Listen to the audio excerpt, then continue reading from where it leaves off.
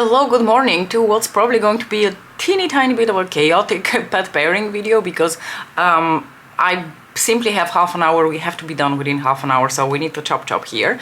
I'm going to start doing my makeup and then we can continue chatting about how everyone is. It's been a while.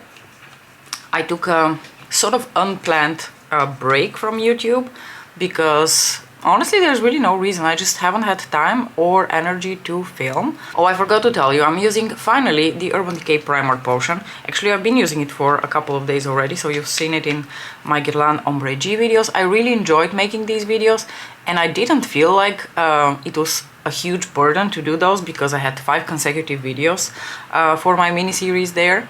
But after that, for a while, I just didn't feel like filming. And then when I finally felt like filming, the weather outside was so nice that I simply didn't want to stay at home to film and I just wanted to be out and about. This past Saturday I met up with Alice again. We had, as usual, the best time ever. You can also clearly tell I have scored some of her new beautiful earring creations. These are actually maybe not new. She's had these already for a couple of months, but they're new to me because I just bought them and I'm wearing them today for the first time and oh my lord, are they gorgeous. I could easily have these in every single color of the rainbow. I'm going to take my MAC Studio Waterweight Foundation in the shade NC25 because we've been having a really good time together lately. Except for that one time when the foundation dripped on my beautiful new black blouse and I really was not so happy about that. So we had an absolutely fabulous time. We met in a city that's a little bit more in between of us because I think she feels bad about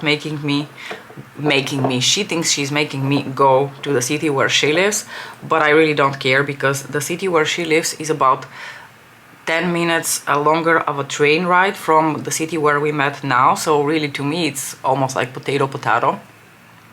And I really don't mind visiting her because she lives in a city that has really interesting stores, like especially like high-end luxury type stores that we don't really have in a lot of other cities in the Netherlands. So Alice, I don't mind coming to visit you. Next time I'm coming to visit you. But anyway, we met up, we had lunch, we got up, then we went to the stores a little bit to check out what's new. We did go to some cosmetic stores, but we mostly smelled perfumes, to be honest. I finally smelled the new Miss Dior version that was created by Francis Kurkdjian. And I don't really know how I feel about that Miss Dior perfume. So if you don't know that, in 2019, I want to say it was 2019, yes, I think it was my first Mother's Day. My husband bought a bottle of Miss Dior for me because we were in store and I smelled it and I thought, oh my gosh, what a lovely scent. So then I bought it, and for as long as that bottle lasted, because it was a 30 ml eau de perfume bottle, so clearly it didn't last that long. But for as long as it lasted, I absolutely adored that perfume. It was, to me, like a signature modern boss lady type. I don't like the word boss lady. It was just an elegant, chic perfume and especially like very work appropriate. I loved that scent. Taking the Dior Skin Correct Concealer in the shade 1N, and then being the newbie that I am in perfumes, I didn't realize that Dior changes up Miss Dior every few years and you can recognize by the ribbon on the bottle that you're dealing with a different version of the perfume. So then when mine was finished, I went to store and I wanted to purchase. Actually, no, I think I talked about it in a video and then some of you warned me at the time that I was planning to repurchase the perfume that I should be careful because they've recently reformulated it. So then I went to store, I smelled the new version and I was bitterly disappointed. I did not like the latest version of Miss Dior at all. It was just overly floral, very like, there were very strong like rose notes. And I'm not a huge fan of rose notes. I don't mind roses, I think they smell beautiful, but for whatever reason they don't really do it for me when it comes to perfume. I did not like that version of Miss Dior at all. I think it was the 2021 version of Miss Dior. So then I went for an Easter egg hunt to find my version of Miss Dior. But I could not. The eau de perfume was basically sold out everywhere that I could check here, or at least the stores that I'm familiar with, because I'm not much of a pro when it comes to purchasing perfume. I'm going to set with the Airbrush Flawless Finish Powder by Charlotte Tilbury in the shade 1 Fair. what was I talking about? Oh yeah, so then I was able to find eau de toilette version of that Miss Dior that I loved, and I bought it, but unfortunately the eau de toilette version was nothing like the eau de perfume. It was almost an entirely different scent to me. I just didn't feel it. I'm trying to still finish that perfume, and I basically use it a little bit as like a base on which to layer other perfumes because it is so plain. I'm going to quickly do my brows with the Too Faced laminating Fluff and Cold laminating brow wax.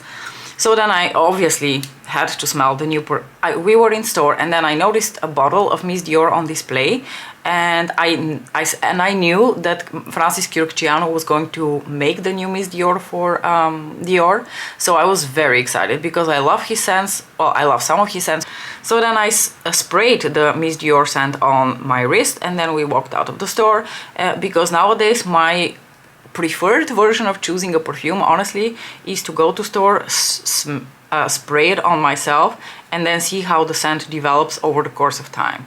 Because spraying it on a piece of paper can tell you only so much about how the scent is going to mesh with your skin chemistry and how it's going to develop throughout the day. The opening notes of that perfume were clearly quite floral and sweet. That's also a little bit the description of the perfume. And then towards the dry down, I could immediately recognize Francis Kürkçian's hand in the creation of that perfume, because it developed into what turned out to be probably an ambroxan scent. I don't know if I'm pronouncing that word right. I learned that from Ems. She's my perfume guru. So we were chatting on Instagram. I told her she's really into perfume, so I told her that I had smelled this new perfume from Dior. And I told her that I'm starting to recognize the signature of Francis Kürkçian, because it is starting to smell a little bit. It doesn't smell like, but there were notes in there that reminded me of Baccarat Rouge, and I did not like Baccarat Rouge one bit. First of all, it smelled extremely medicinal on me for most of the time that it hung out. But there were notes about Baccarat Rouge that I appreciated in the dry down, but unfortunately, majority of time that perfume was on me, it smelled very, very medicinal. Anyway, so I immediately recognized a note in Miss Dior towards the dry down that I was like, I don't know how I feel about that note. I don't know whether I feel it's interesting and I like it, or I think it's interesting but I actually don't like it. I'm going to grab the Hermes bronzer in the shade Totori. This is the like 01 shade, the lightest shade in the range.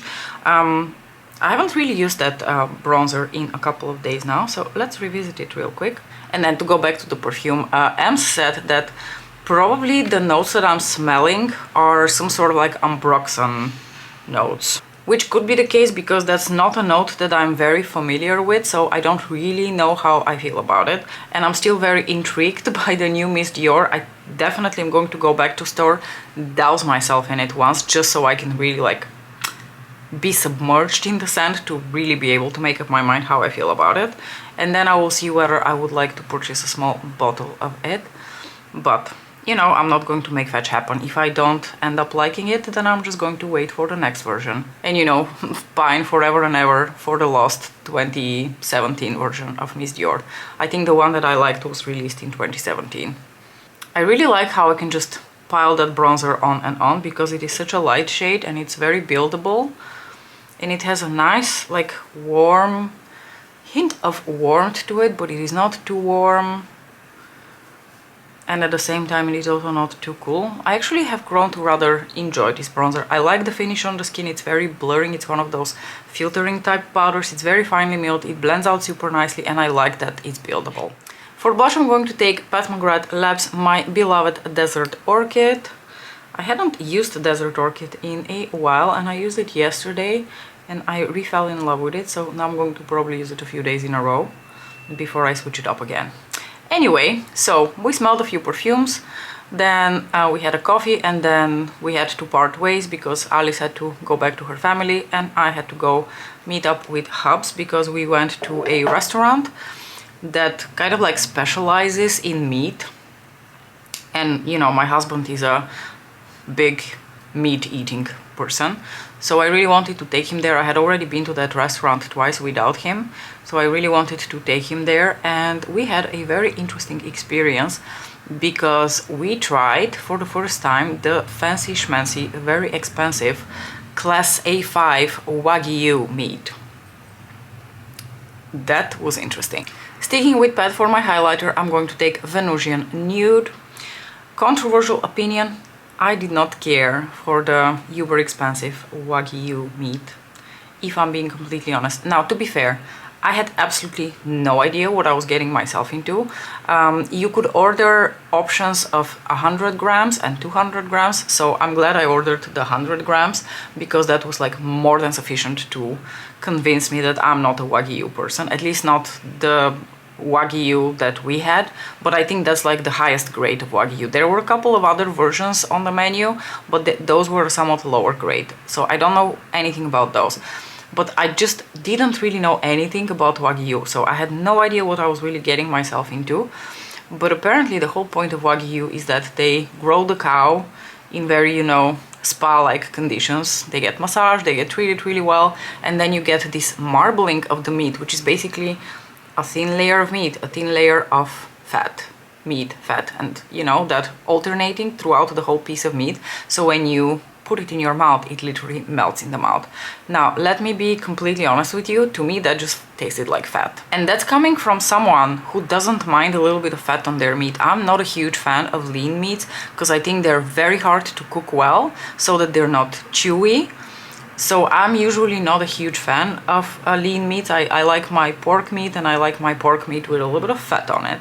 So I don't mind fat one bit, but I just didn't really get any meat flavor from that meat. It just literally felt like I was eating fat. Very like soft and delicate fat, but fat nonetheless. It just felt very heavy on the stomach. I didn't like it one bit. Taking a little bit of Fix Plus by MAC to fix my makeup. Ironically, my husband, who usually complains about fatty meats and removes the actual like fatty piece from his meat, really enjoyed the Wagyu.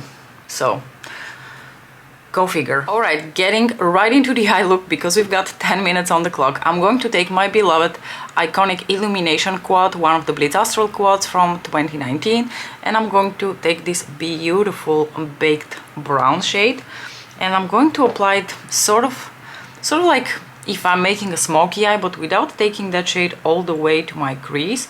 I'm basically going to apply the biggest amount of it here close to the lashes, and then I'm going to use the fluffiness of this brush to blend it out a little bit upwards on my lid without taking it all the way towards the actual like crease area. I just want it to be like very, very smoky. Have you guys ever tried Wagyu meat? Have you tried the new Miss Dior perfume also, for that matter? I know a lot of you are also perfume connoisseurs, so I'm very curious what you think about the new Miss Dior perfume if you have already had the chance to sample it. Oh, that is beautiful. I really love this brown shade. It is just so perfectly, you know, neutral. Pat doesn't give us a lot of like neutral browns. I just wish she would give us like a nice neutral brown palette. I'm going to take a somewhat smaller fluffy brush now, and I'm going to go into this brown shade again, but this time I'm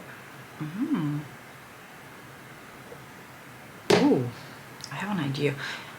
I was going to put the brown shade on my lower lash line, but then I changed my mind last minute because I'm actually going to put the red one on my lower lashes. I don't really use that red shade all too often, and I always think it's such a shame because it's a very pretty shade and I basically almost never use it.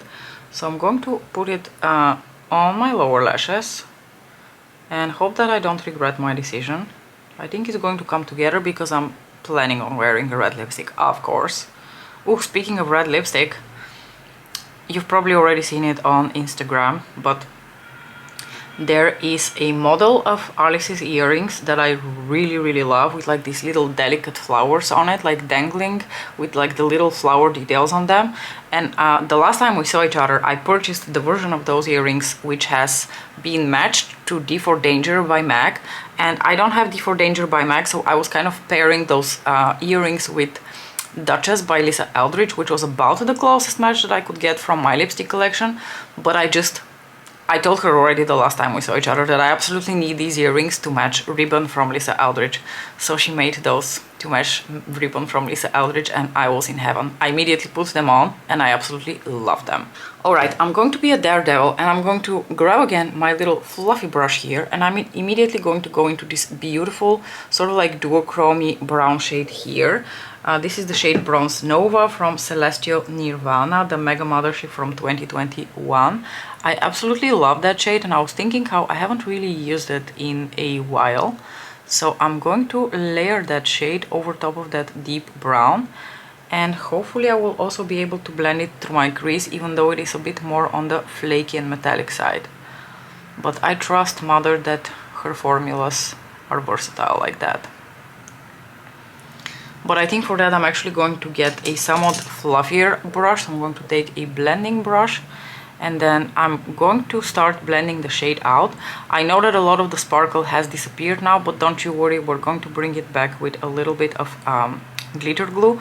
But it's better to do your blending with these types of shades and lose the sparkle, but be able to actually like blend them out seamlessly before you apply any sort of glitter glue, because otherwise you're not gonna be able to blend. Oh my, on camera that red is looking very stark, at least the way I see it in the viewfinder. In real life it's actually quite subtle, it's not that bad. And I'm going to apply a dark brown liner to counteract a little bit the redness so it doesn't look like I've been crying. Yeah, that's the that's the problem with red eyeshadows, that you're walking a thin line between, you know, looking edgy and interesting and looking like you've had a good cry session in the bathroom. I'm going to take a little bit of the NYX glitter glue now, because obviously we need to bring back the sparkle from that gorgeous shade from Celestial Nirvana. Have I been saying Celestial Nirvana? Did it called out? Sorry, I mean Celestial Odyssey. This palette right here from Mother Pat. I'm starting to lose my Pat McGrath palette name mojo. The last few weeks, for the life of me, I can't remember the name of the Mega Mothership. It's Starstruck Splendor, the latest one that came out. And I love that palette, but for whatever reason, I just cannot remember the name of it. Alright, I'm going to go back into Bronze Nova now, but I'm just going to use my finger. And I'm going to whack that on my lids. Oh, that shade is so pretty. Oh gosh. Every time I put Bronze Nova on my lids, I have to swoon because I forget how pretty it is. It is just such a beautiful dimensional neutral. Please, Pat, give us more of those. And I'm actually going to take the Astral here to apply in my inner corners, which is a bold move considering this is a very, very sparkly shade. But because I put the glitter glue, I think it should be okay. And I'm actually thinking, if I want to put just a few flakes of this shade, this is the shade Astral Gold Allure. It's one of my absolute favorite Astrals from Pat because it has the most beautiful tone to it. And just a few flakes, not more than a few flakes, because we don't want to take away from Bronze Nova, but we also want to have as much sparkle as possible. Well, that actually looks quite nice.